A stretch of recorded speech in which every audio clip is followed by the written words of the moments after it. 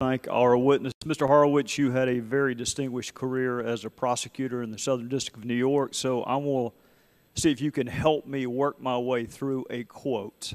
And it's not a quote from you, so it may be problematic for you to help work our way through it. The quote is, federal prosecutors will have to close cases and let those criminals go. That is a quote from the President of the United States with respect to sequestration. And I'm wondering who he was talking about, those criminals, because if it's an open case in a U.S. Attorney's Office, we typically refer to those folks as defendants as opposed to criminals, don't we?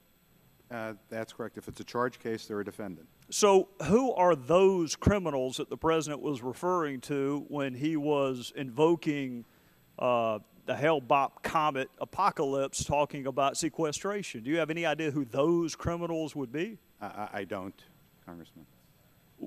I think your former colleague from the Department of Justice testified that if sequestration were to go into effect, it would take us back to 2009 funding levels. Did I hear the testimony correctly?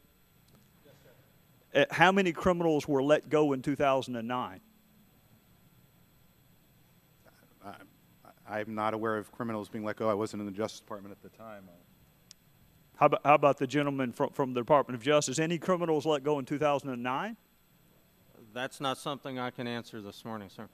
Well, I think we would have heard about it if a bunch of criminals were let go due to a lack of funding, don't you?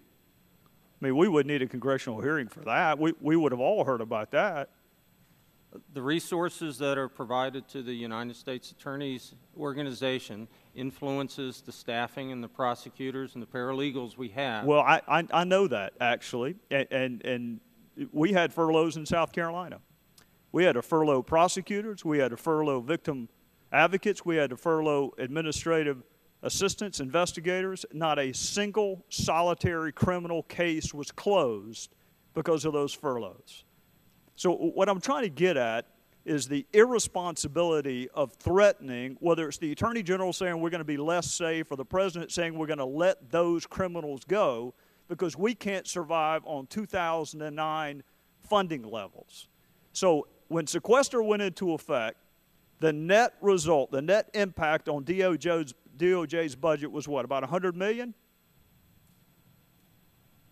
The net impact of sequestration? It was $1.6 billion this year. No, I'm talking about salaries and expenses. The salaries and expenses, because that's what would impact whether or not cases had to be closed and criminals let go. It's about $100 million. I would have different numbers than that. I'm not sure. Well, let's assume for the sake of argument that I'm right. Just assume arguendo I'm right. Are you telling me there's no other place to save $100 million within DOJ's budget? Our problem is we have to save $1.6 billion, and that will be comprised of both I want to focus on the U.S. Attorney's Office, that line item, salaries and expenses. Because the quote was, cases are going to be dropped and criminals are going to be let go. From a chief financial officer perspective, this is the way I would look at the issue that you're raising this morning. When we take the sequestration cut to the U.S. Attorney's Organization, you're right, they have the ability, and frankly, they're going to have to look at taking cuts across the spectrum of their budget. That includes their personnel, their salaries, and their benefits. What is a SALSA? What is a Special Assistant U.S. Attorney? What's a Special Assistant Attorney? Yeah. That's an ordinary prosecutor is known as an assistant United States Right, attorney. and a special would be a state prosecutor that maybe was on loan, or in some instances, some folks just volunteer to work for the U.S. Attorney's Office for the experience, and they do so for free. Agreed? Right. You can have a special AUSA. Okay, and they would be free in some instances.